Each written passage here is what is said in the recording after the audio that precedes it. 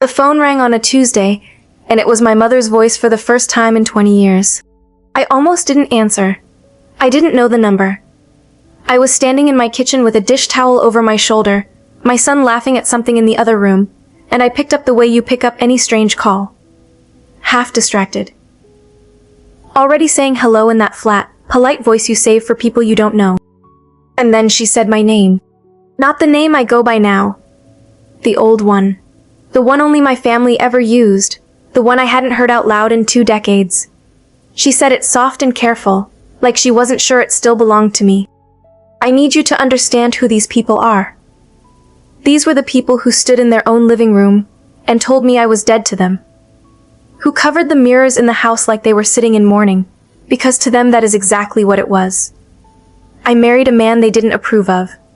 A man from outside our faith. And for that, they erased me. No calls, no letters. Not when I got married. Not when my children were born. Not for 20 years of birthdays and holidays and ordinary Tuesdays just like this one. And now here was my mother's voice in my ear, shaking, asking me to please sit down. I didn't sit down. I stood very still and I waited.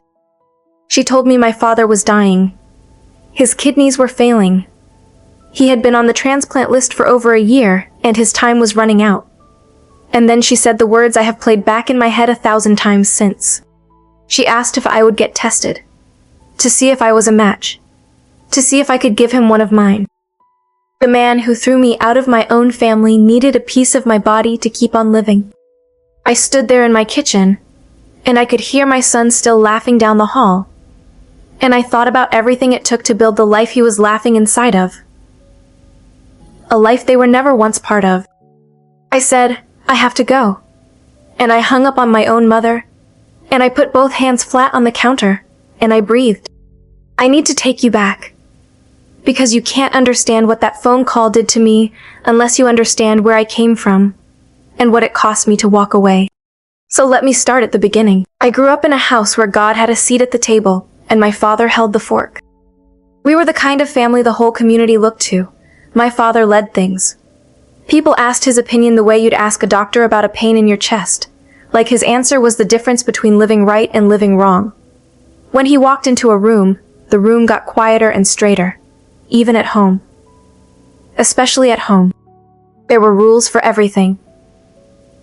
Rules for how you dressed, how you spoke, who you could sit next to, what you could listen to, what you could listen to, what you could say out loud, and what you had to keep behind your teeth. And underneath all the rules there was one rule that mattered more than the rest, the one nobody had to say because it was in the air you breathed. You do not bring shame on this family. You do not make your father look like a man who couldn't keep his own house in order. I want to be fair to them. It wasn't all cold. There were good things. There was music on certain nights, and my mother's hands in bread dough, and a warmth that came around the holidays that I still miss in a place I don't like to look at. When I was small, I thought we were the luckiest family in the world, because we knew exactly who we were and exactly what was expected of us. There is a kind of safety in that. You never have to wonder what you're for. But there was something else in that house, and it took me years to name it. Favoritism. It ran under everything like a wire under the floor, and it was pointed at my brother. Caleb was 2 years older than me, and from the day he was born he could do no wrong. He was the son. He carried the name. He was the one my father dreamed on. When Caleb did well, my father glowed. When Caleb messed up, and he messed up plenty, the mistakes just quietly disappeared, folded away where none of us were allowed to look. Caleb broke a rule, and it became a lesson he was learning. I broke the same rule, and it became a flaw in my character. I remember being maybe 10, sitting at that long dinner table, and Caleb had done something that day, I don't even remember what, and my father was telling the whole story to a table full of guests like it was scripture. Everyone laughing. Everyone leaning in. And I had won something that same week. Some little school prize. A certificate I'd carried home pressed flat so it wouldn't bend. I waited all through dinner for the right moment to bring it up. It never came. The plates got cleared. The prize stayed in the bag. And I learned a lesson that night that had nothing to do with the one my father thought he was teaching. I noticed it the way children notice weather. I didn't have the words. I just knew that the sun sat on my brother, and I lived a little more in the shade. I learned to be good in a way Caleb never had to be, because being good was the only thing that ever got me looked at. I got the grades. I kept the rules. I said the right things at the right times. And still, at dinner, it was always Caleb's day my father asked about first. My mother saw it. I know she did. I would catch her watching me sometimes with this look on her face. This quiet, cornered look. Like she wanted to say something, and had decided a long time ago that saying it would cost more than it was worth. She would put an extra piece of bread on my plate without a word. That was her language. She loved in small silent portions, in the spaces where my father wasn't looking. And I took what I could get, because a child will take love in whatever shape it comes in, even a shape that fits in the palm of a hand. I told myself a story back then, the way kids do. I told myself that if I was just good enough, just quiet enough, just useful enough, one day I would earn the seat Caleb got for free. One day my father would look at me the way he looked at him. I built my whole childhood on that promise, and nobody had even made it to me. I made it to myself. I was the daughter who did everything right. I thought that was my ticket. I thought being right would keep me safe. I had no idea yet how much being right was going to cost me. Because the thing about a house built on rules is that it works beautifully, right up until the day you want something the rules never accounted for. And then you find out fast whether that house was a home, or a cage with good lighting. We didn't mix much with the outside world. That was part of it too. The world out there was a thing to be careful of, a place full of people who didn't live by what we lived by. And my father spoke about them the way you'd speak about deep water to a child who couldn't swim yet. Stay close. Stay with your own. Anything else was how you lost yourself. I believed it the way you believe the temperature of the room you were born in. It never occurred to me to question water I'd breathed my whole life. I found out. But not yet. Not for a few more years. First, I had to meet him. I met David at a job I wasn't supposed to have. I was 23, and I'd talked my father into letting me work at an office downtown, filing and answering phones. It took months to get that yes out of him. He only agreed because a man he trusted vouched for the place, and because I promised, without him even asking, that I'd keep to myself and come straight home. I meant it too. I wasn't looking for anything. I was the good daughter. I had a whole future already drawn for me, a man already half chosen by people who weren't me. And I had made my peace with all of it. And then one Tuesday the copier jammed, and a man from the 3rd floor came down to fix it, and he had ink on his hands and the easiest laugh I'd ever heard. That was David. I want to tell you it was some grand thing, lightning and violins, but it wasn't. It was smaller and truer than that. It was the way he talked to me like a whole person, and not a set of rules walking around in a nice dress. It was the way he asked what I thought about things, and then actually waited for the answer, and then remembered it the next week. Nobody had ever done that. In my whole life, nobody had asked me what I thought and cared what I said. He was everything my family would have crossed the street to avoid. Outside our faith. From a part of town my father would have called a warning, not a place. His people didn't have what mine had. He'd worked since he was 14, and he wore all of it lightly, like it was nothing to be ashamed of. And here is the thing that undid me. He wasn't ashamed of any of it. He stood in his own life like he had a right to it. I didn't know you were allowed to do that. For a long time it was nothing. Hello by the copier, him saving me the good chair in the break room, me finding reasons to walk past the 3rd floor. I told myself it was just friendship, because friendship was allowed, barely, if you squinted. But I started living for those small moments in a way that scared me, and I knew, the way you know a lie the second it leaves your mouth, that I was already gone. The first time he asked me to get coffee, I said no. The second time, no. The third time I said yes, and I told my mother I was staying late at work, and I sat across from that man for 1 hour, and it was the first hour of my whole life that belonged only to me. I went home that night and lay in my bed in my father's house and felt like a thief. Because I was carrying something now that wasn't allowed. A secret. And in a family like mine, a secret isn't just a secret. It's a crack in the foundation. We saw each other for almost a year before anyone knew. A year of half-truths and covered tracks and my heart going sideways every time the phone rang at home. I got very good at lying, and I hated how good I got, and I did it anyway, because for the first time I had found something I would not hand over. Not to the rules. Not to my father. Not to that whole heavy machine that had decided who I was before I could talk. There was a night, a few months in, when David finally told me the truth about where he came from. He'd been dancing around it, and I understood why. Because I'd been doing the same about mine. We were both hiding, just from opposite directions. He grew up with a mother who cleaned other people's houses and a father who left before he had a memory of him. He said it plain, no drama, watching my face to see if it would change how I looked at him. And I felt this thing rise up in me that I am not proud of. For one ugly second, I heard my father's voice in my own head, sorting David into a box. Not our kind. And I hated that voice so much, hated that they'd put it inside me without my permission, that I reached across the table and took his inky hand and held it. That was my answer. He let out a breath like he'd held it for years. That was the night I understood that the shame I'd been raised on wasn't really about faith at all. It was about looking down. It was about making sure you always had someone beneath you so you'd never feel small yourself. And I was done with it. I just didn't know yet how much being done was going to cost. I knew what it would cost if it came out. I'd watched what happened to people in our world who stepped outside the line. I had seen families close over an empty chair like water closing over a stone. I knew. I fell in love anyway. And I want to be honest with you. Because this is the part people never say out loud. I wasn't only falling for David. I was falling for the version of me that existed when I was with him. The one who laughed too loud. The one who had opinions. The one who wasn't in the shade. I had spent my whole life being good so that maybe one day I'd be chosen.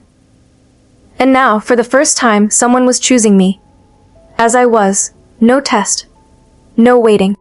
I should have known a thing that good was going to demand a price. It did.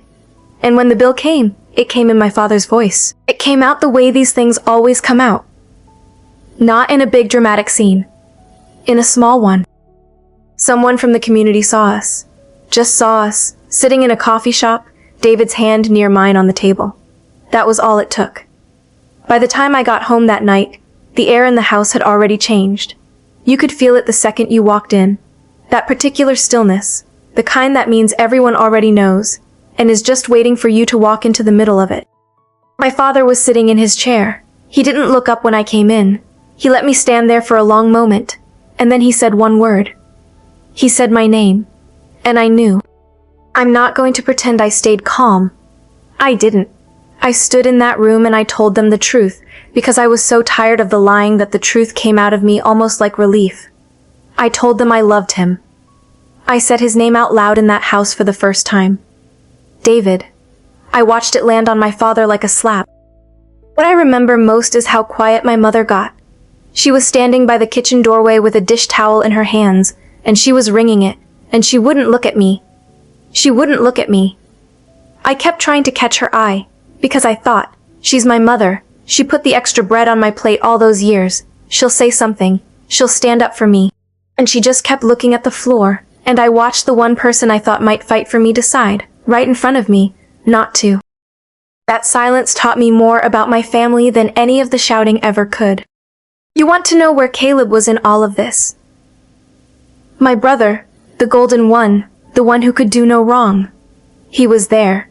He was sitting on the couch the whole time, and he didn't say one word. Not for me, not against me. He just watched, the way you'd watch a car accident happen to someone you didn't know. The son who got forgiven for everything couldn't spare a single sentence for the sister who never got forgiven for anything. I filed that away too, without knowing yet how much it would matter later. Then my father gave me the choice. And I want you to hear how he said it, because he didn't say it in anger. He said it calm. Reasonable, like a man laying out simple terms. He said, you can end this thing with that man, and stay a part of this family. Or you can keep him, and you can go, and you will not come back. He said, choose. He gave his own daughter a price tag and asked me to read it out loud. And here is the thing nobody in that room expected, least of all me. I didn't need time. I thought I would. I thought I'd cry and beg and try to find some middle ground, some way to keep everyone. But the second he laid it out like that, I understood something with a clarity that scared me. There was no middle. There never had been. For my whole life I had been trying to earn a seat at a table that had a condition on it, and here was the condition, finally said out loud. I could be theirs, or I could be my own. Not both. I looked at my father, and I looked at my mother's bent head, and I thought about David's inky hand across a table, telling me the truth about where he came from and standing tall in it anyway. And I said, then I'll go. I have never seen a man's face do what my father's face did in that moment. It wasn't grief. I could have handled grief. It was worse than that. It was a door closing behind his eyes. He looked at me the way you look at a stranger who's wandered into the wrong house, and he said, then you are not my daughter. And he picked his newspaper back up. And he started reading like I was already gone. Like I'd already left the room. I went upstairs and I packed one bag. That's all I took. One bag out of a whole life. I left the certificates and the good daughter years and every rule I'd ever kept folded neat in that house. My mother came to my door while I was packing. She stood there. And for 1 second I thought, here it is. Here's the moment she chooses me.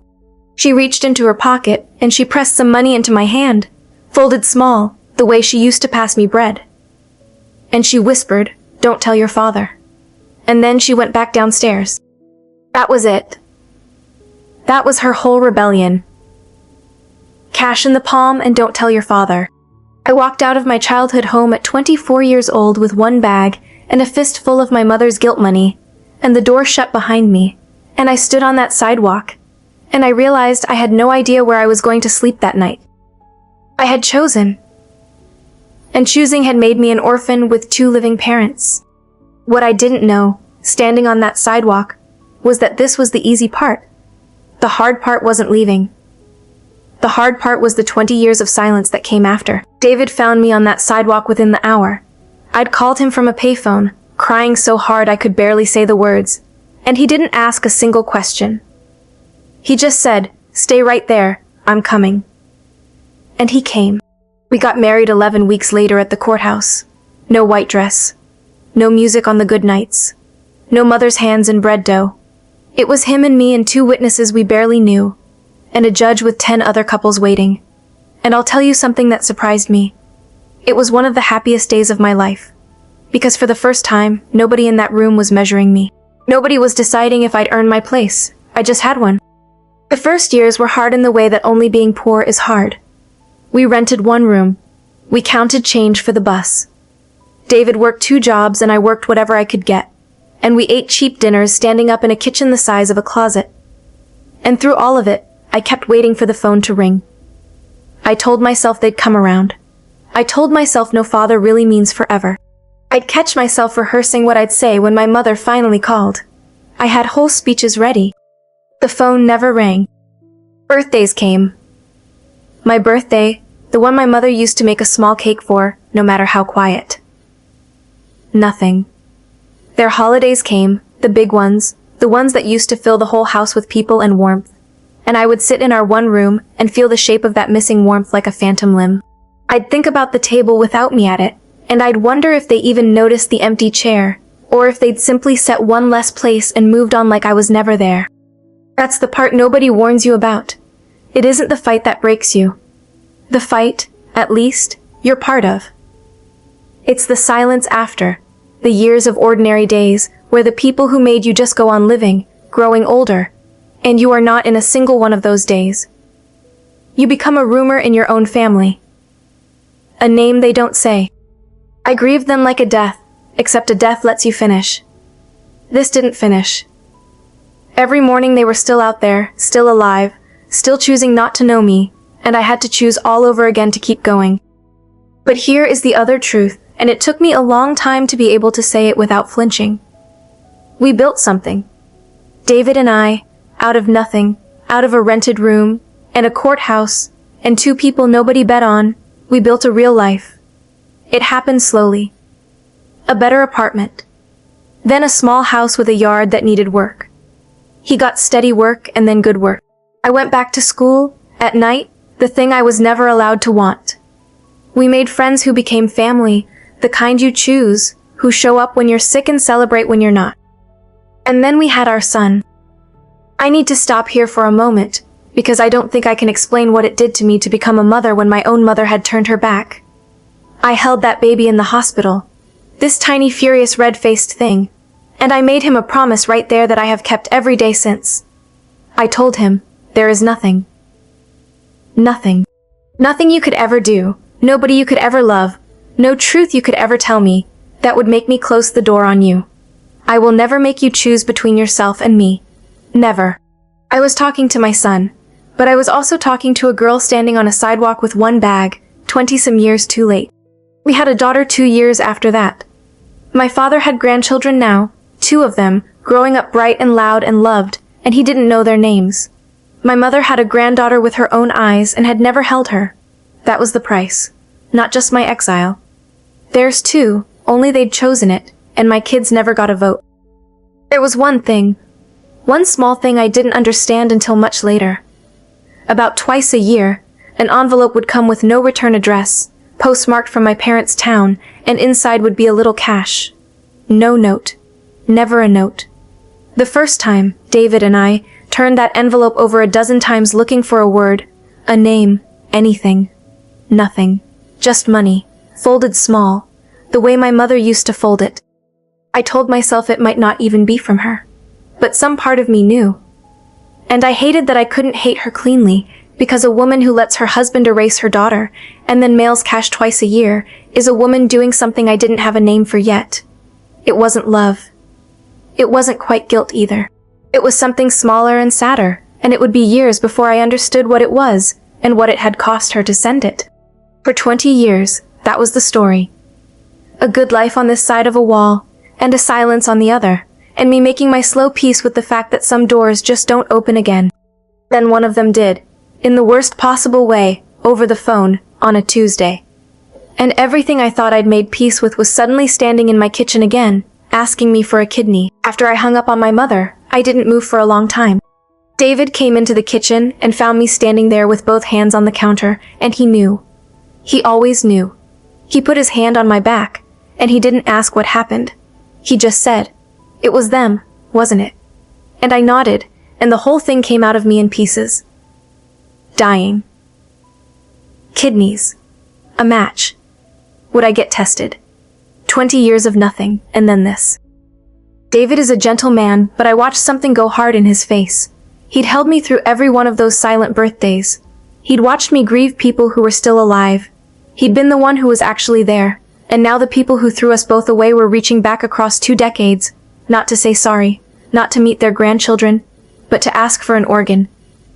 He said one thing, very quiet. He said, "They don't get to do this to you again." And I understood why he said it. But it wasn't that simple. It's never that simple. And I think anyone who's ever been hurt by their own family knows exactly what I mean. Because underneath the anger, underneath 20 years of earned anger, there was this other thing. This small, stubborn, humiliating thing. A part of me, the girl with the certificate she never got to show, heard my mother say my father was dying and felt her heart break. Just a little. After everything. That's the part I'm ashamed of, and the part I have to be honest about, because it's the truth. The call I got 2 days later made it worse. It was Caleb. My brother. The golden one. The one who sat on that couch and said nothing while our father cut me loose. 20 years, and now his number on my phone. I almost didn't pick up. I wish I could tell you I let it ring. I didn't. I answered, and I heard my brother's voice, older now, tired, and he didn't waste any time on "How are you?" He got right to it. He told me the family was, in his words, counting on me. Dad's other options hadn't worked out. The rest of them had been tested and nobody matched, and the doctors had asked about other biological children. And that's when somebody remembered there was another one. That's the phrase he used without even hearing himself. Somebody remembered there was another one. Like I was a spare key they'd found in a drawer. And then Caleb said the thing that told me nothing had changed in that family. Not one thing. He said, "This is a chance for you to do the right thing." He said it like he was offering me a gift. Like after 20 years of being the dead daughter, I should be grateful for the opportunity to save the man who killed me off. He talked about family and duty and blood, all the big words, and not once, not one single time, did he say he was sorry. Not for the couch. Not for the silence. Not for any of it. I got off that phone shaking, because I finally understood the shape of what they wanted. They didn't want me back. They wanted my kidney. Those are not the same thing, and the fact that they couldn't tell the difference told me everything. That night, I did something I almost never do. I told my kids. They were teenagers by then, old enough for the truth, and they'd grown up knowing they had grandparents somewhere who chose not to know them. My son listened to the whole thing, quiet, the way he gets. And when I finished, he asked me a question that knocked the wind out of me. He said, "Mom, if you say no, will you be able to live with it? And if you say yes, will you be able to live with that?" 16 years old, and he cut straight to the center of it, because that was the trap, wasn't it? There was no clean answer. Say no, and be the person who let a man die when I could have saved him, and carry that. Say yes, and hand a piece of my body to the people who taught me I was disposable, and carry that instead. Two different weights. Both of them mine to carry for the rest of my life. I lay awake that whole night. And somewhere in the dark I realized I couldn't make this decision on the phone, at a distance, through Caleb, through my mother's shaking voice. If I was going to face this, I had to face them. The real them. The people, not the memory. My daughter took it differently than my son. She got angry, the clean, bright anger of someone young enough to still believe the world should be fair. She said they didn't deserve me. Why do they get to snap their fingers after 20 years and have you come running? And I told her the truth, which was that I wasn't doing it for them. I didn't fully understand yet who I was doing it for. But I knew, even then, that this was mine to figure out, not theirs to demand. So I made a call I never thought I'd make in this life. I told my mother I would come. Not to say yes, not to say no, just to come. I had no idea that going back would hand me the one piece of the story I'd been missing for 20 years. The piece that changed everything I thought I knew about the night they threw me away. The house looked smaller than I remembered. That's the first thing that hit me. In my memory it had been enormous, a place with weight and power, my father's kingdom. And now it was just a house on a quiet street, the paint tired, the porch sagging a little on one side. 20 years had made it ordinary. It's strange, standing in front of the thing that ruled your childhood and realizing it was only ever wood and nails and the fear of one man. My mother opened the door before I knocked. She'd been watching for me. And when I saw her, I lost my breath because she was old. Really old. In my head she'd been frozen at 50, the age she was the night I left. And here was this small, gray, folded down woman, her hands trembling, looking up at me like she wasn't sure I was real. She reached up and touched my face, just once, and she said my name, and this time she said the whole thing, the way she used to, and something in me that had been clenched for 20 years came loose all at once. I didn't hug her. I couldn't, not yet. There was too much between us. But I let her touch my face, and that was more than I thought I had in me. She took me to the kitchen. Not the living room, where my father was resting. The kitchen, her territory, the only room in that house that had ever been hers. And she sat me down, and she put a cup of tea in front of me with her shaking hands. And then she did something I was not prepared for. She started to talk. And once she started, 20 years of held-back words came pouring out of her like a dam had finally broken. She told me she'd fought for me. That's the first thing she needed me to know. And she said it desperate, like she'd been rehearsing it for 2 decades. The night I left, after I walked out that door, she said she went at my father harder than she'd ever gone at him in her life. She begged him to go after me. She said she cried and screamed and threatened, and he sat in that chair with his newspaper and told her that the subject was closed, that I had made my choice, and that if she ever contacted me, she would be choosing me over him, and she could leave too. He gave her the same ultimatum he gave me, him or the daughter. And she was 60 years old with no money of her own, no way to live, a lifetime of being told her whole worth was being his wife. And she was afraid. She stayed. She stayed. And she has hated herself for it every day since. The envelopes, she said. Did I get the envelopes? And I understood, finally, what those twice-a-year envelopes with no note had been. It was the only rebellion she could afford. Cash mailed in secret, no name. Because if she signed her name, and he found out, she believed he'd throw her out too. A woman so trapped that the only way she could love her own daughter was anonymously. From a distance, in an amount small enough to hide. I sat in that kitchen and I felt 20 years of anger at my mother start to turn into something else. Something worse, almost. Grief. Because I'd spent all that time believing she chose him over me out of loyalty, out of agreement, out of the same coldness my father had. And the truth was smaller and so much sadder. She chose him because she was afraid, and being afraid had cost her the only daughter she had. But she wasn't finished. She reached into the pocket of her sweater with her shaking hand, and she pulled out a stack of paper, worn soft at the folds, and she pushed it across the table to me. They were letters, dozens of them, years of them, all addressed to me, all in her handwriting, and not one of them had ever been sent. She'd written to me all those years, on my birthday, on the holidays, on ordinary Tuesdays, poured herself out onto page after page, and then hidden every single one because she was too afraid to mail them. My whole exile, I thought there was nothing on the other side of that wall but silence. And the truth was, there was a woman writing me letters in the dark that she never had the courage to send. She told me she'd read them out loud sometimes, alone in that kitchen, as if the words could reach me if she just said them into the empty room. I looked at that stack of paper, 20 years of a mother's love she'd been too frightened to give me, and I didn't know whether to hold her or scream at her. Both, maybe. Because here was the cruelest thing my father had built. He hadn't just taken me from them. He'd taken them from me too, and made my own mother the jailer of her own heart. And then she said the thing that I had come all this way without knowing I needed to hear. She said, "There's something about that night your father has never told you. Something about why he really did it. And I need you to hear it before you go in that room." My mother wrapped both her hands around her teacup, like she needed something to hold onto for what she was about to say. She said, "Your father was in love once. Before me. When he was young. And I want you to understand, I already knew this, because a wife knows the shape of the space her husband keeps closed off.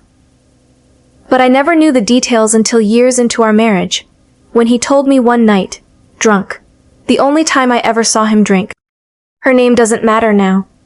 But she was from outside our faith. She was, my mother said, exactly the kind of girl your father spent his whole life warning you against. And he loved her the way you only love once, when you're young and you don't know yet that the world can take things from you. He wanted to marry her. And his father, my grandfather, a man I barely remember except as a kind of cold weather in a room, found out. And he did to my father exactly what my father did to me. The ultimatum. Her or the family. The name or the girl.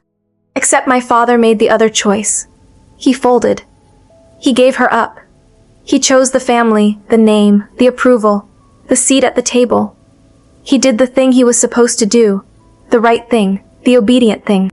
And he spent the next 40 years becoming the hardest, most rigid man in the whole community, the one who enforced every rule with a fist. Because a man who gives up his own heart to obey his father cannot stand to watch anyone else keep theirs. I sat there, and I felt the whole floor of my life shift under me. Because I finally understood the night they threw me away. It was never really about David. It was never even about Faith, not underneath. When I stood in that living room and refused to give up the person I loved, I wasn't just breaking a rule. I was doing the one thing my father had never been brave enough to do. I was showing him, right to his face, that it was possible, that you could choose love over the name and survive it. And he could not forgive me for that, because if I could do it, and live, and be happy, then his whole life, the 40 years of hardness, the girl he gave up, the heart he buried to please his own father, all of it was for nothing. He didn't disown me because I betrayed the family. He disowned me because I held up a mirror, and he could not stand what it showed him. That is the thing about the people who hurt us the deepest. So often the wound they give you is the exact shape of the wound somebody once gave them. My father was passing down pain like it was the family silver. His father handed it to him, and he handed it to me, and if I hadn't walked out that door, I would have handed it to my own children. 20 years I spent thinking I was the broken one, the one who failed the family. And the truth was, I was the first person in 3 generations to refuse to carry the poison forward. I hadn't shamed the family. I'd been the only one brave enough, or maybe just foolish enough, to put the poison down. My mother looked at me and she said, "He has never once said he was sorry." Not to me. Not about her. Not about you.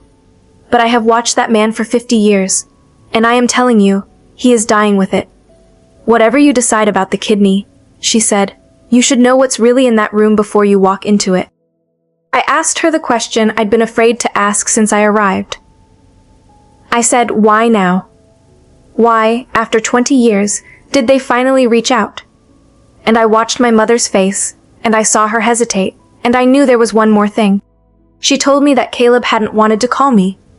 That when the doctors said they needed another biological match, Caleb had actually argued against reaching out to me at all. He'd said the family had managed fine, without me, and it should stay that way. What changed his mind wasn't love. It was that my father, from his sickbed, had started talking about his will. About setting things right before he went. And Caleb, my mother said quietly, got very nervous about what setting things right might mean. So there it was. The real reason the door had opened. It wasn't grief. It wasn't even the kidney, not entirely. My brother was afraid that a dying man's guilt might cut into what he'd always assumed was his. They needed my body to save my father, and at the very same time, they were terrified my father might try to give me back something he'd taken. I stood up from that kitchen table. I had heard enough sitting down. Whatever was going to happen next, I was going to hear the rest of it standing on my own 2 feet, in the room where the man who did all of this was waiting. I walked down the hall toward my father's door. Characters EN. 4.666 worse. The door was half open. I stood in the hallway for a second, and I was 24 again, one bag in my hand, waiting for a man to look up from his chair. Then I pushed it open and I went in. He was propped up in a hospital bed they'd set up in the middle of what used to be the study. And if the house had shrunk, my father had disappeared. This towering man, this fortress of a man whose voice used to make a whole room sit up straight, was a gray shape under a blanket, thin as a coat on a hook, hooked up to a machine that hummed and clicked. His hands on the blanket were the hands of an old man. I had built 20 years of fear around a person who wasn't there anymore. He turned his head, and he saw me, and for a long moment neither of us said anything. His eyes filled up. I had never once in my life seen my father cry. Not at funerals. Not ever. And here were tears just sitting in his eyes, and he blinked them back the way he'd blinked back everything human his whole life. Out of pure old habit. He said my name, barely a whisper, and then he said, "You came." I didn't run to him. I want to be honest about that, because I know in the movies the daughter runs to the bed. I didn't. I stood at the foot of it, and I held on to the rail, and I said the first thing that had been true for 20 years. I said, "You told me I wasn't your daughter, and now you need your daughter's kidney. So which is it?" He closed his eyes. He didn't argue. That was almost the strangest part. The man who never lost an argument in his life just lay there and took it. And that's when Caleb came in. He must have heard my voice. He came through the door fast, and he put himself half between me and the bed, and I watched my brother do the thing he'd been doing his whole life. Managing. Smoothing. Protecting the arrangement. He said, "Okay, let's all stay calm." He said, "The important thing right now is Dad's health. Let's not get into old history." He actually said that. Old history. 20 years of my life, my whole exile, my children who'll never know their grandfather, filed under old history, to be skipped so we could get to the part where I hand over an organ. I looked at my brother, and something in me that had been polite my whole life just quietly stood down. I said, "Caleb, you didn't want them to call me." He froze. I said, "I know about the will. I know you're not scared I'll say no to the kidney. You're scared I'll say yes, and that being back in this room might cost you something. And I watched his face, and I saw I was right, because a guilty man and an innocent man do not have the same face when you name the thing out loud, and my brother did not have the innocent one. My father's voice came from the bed then, stronger than I expected. He said, "Caleb, get out." And there it was again, after all these years, that old command in his voice, the one that used to move furniture. Caleb started to say something, and my father said it again, quiet and absolute. "Leave us." And my brother, the golden son, the favorite, still did what he was told at 50 years old. He left. I almost felt sorry for him. He'd spent his whole life earning a seat by never once risking it. And he was going to inherit a house and a name and nothing that mattered. Before he left, Caleb turned back at the door and looked at me. And for just a second the managing dropped off his face, and I saw something underneath it. Not anger. Fear. The fear of a man who'd built his whole identity on being the chosen one, standing in a room where the daughter who got thrown away was the one their father was now begging to talk to. He'd spent 20 years being the only child, and in the space of one afternoon he was watching that come apart. I didn't say anything to him. There was nothing left to say that the last 20 years hadn't already said. Then it was just the two of us. Me and my father and the machine breathing beside him. He looked at me for a long time, and then he said, "I'm not going to ask you for the kidney. I want you to know that." Your mother asked. Caleb asked. I told them not to, because I lost the right to ask you for anything a long time ago. I didn't say anything. I couldn't. Because in 20 years of imagining this moment, I had pictured every version except the one where my father let me win. He said, "Sit down. Please.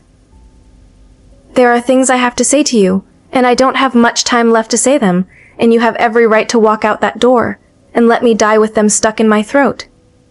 But I'm asking you not to. Not for the kidney. For the truth. You're owed the truth. You've been owed it for 20 years. And I looked at this dying man who had cost me everything, and I made a choice.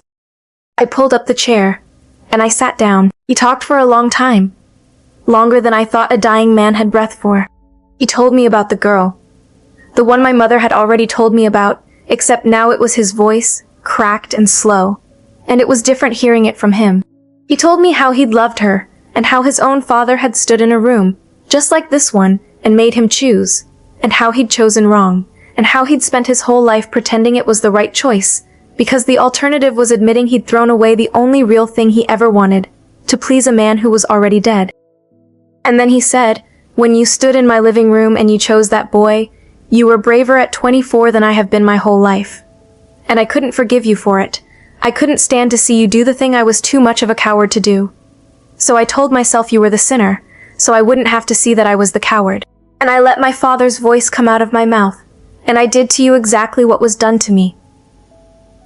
He said, "I have known for 20 years that I was wrong. I have known it every single day. And I was too proud to pick up a phone. My pride cost me my daughter. It cost me my grandchildren. It cost me the last 20 years of a life I can't get back." He looked at me and he said, "That is the cost of being right." I was right by every rule I was ever taught. And I died alone, hated by my own child, right up until the day I begged her to come sit by my bed. Don't let being right cost you what it cost me. I want to tell you I forgave him in that moment. I didn't. It isn't a movie. You don't get 20 years handed back, because an old man finally says the words when he's out of time and out of options. It was too late to fix. It will always be too late to fix. Some things break in a way that no apology reaches, and this was one of them. But I sat there, and I looked at him, and I understood something that set me free. And before I tell you what it was, let me say this to you, whoever you are, listening to this in your car or your kitchen. If you have ever been the one who was cast out, the one who didn't fit, the one who got the ultimatum, I made this so you'd know you're not alone in it. If any part of this found you, subscribe and stay with me, because I tell these true, hard stories every week, the ones most people are too polite to say out loud. Here is what set me free. I finally saw that I had a choice my father never let himself have. He'd spent his life believing you could only ever pick one. The family or yourself. The rule or the heart. Him or the girl. and he built a whole family on that lie, and it poisoned 3 generations. But it was a lie. I didn't have to choose between forgiving him and protecting myself. I could do both. So I got tested. And I was a match. And I gave that man one of my kidneys. But hear me, because this is the whole thing. I didn't do it for him. I didn't do it because he earned it. Because he didn't. And I didn't do it to get my family back. Because you can't get back something that was never really there. I did it because of a promise I made to a screaming red-faced baby in a hospital 2 decades ago. I did it because I had decided, a long time before that room, what kind of person I was going to be. And I was not going to let his poison write the last chapter of my story. I forgave him for me, not for him. I set that weight down because I was tired of carrying it, not because he deserved to be free of it. My mother gave me those letters before I left that first day. All of them. 20 years of a mother's love written in the dark and never sent. I took them home and read every one, over months. A few at a time. Because you can't drink 20 years of somebody's grief in one sitting. She died 2 years after my father. And in the time between, I got to have her. Not the way I should have. Not the years we lost.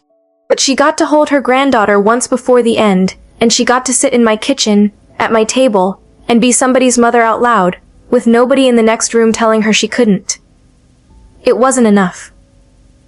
But it was what there was. My father lived 4 more years on my kidney. We were not close. You don't rebuild 20 years in 4. But he met my children before he died. My son shook the hand of the grandfather who'd erased him, and chose, on his own, to be gentle about it. And I have never been prouder of anyone. When people ask me how I could give a piece of my body to the man who threw me away, I tell them the truth. I didn't do it for my father. I chose my son. I chose the mother I promised to be. I chose to be the one who finally put the poison down. And if you'd been in that room on that day with that history behind you and that machine breathing in the corner, I want to know. Would you have given him the kidney? Tell me in the comments. Tell me what you would have done in my place. I read every single one.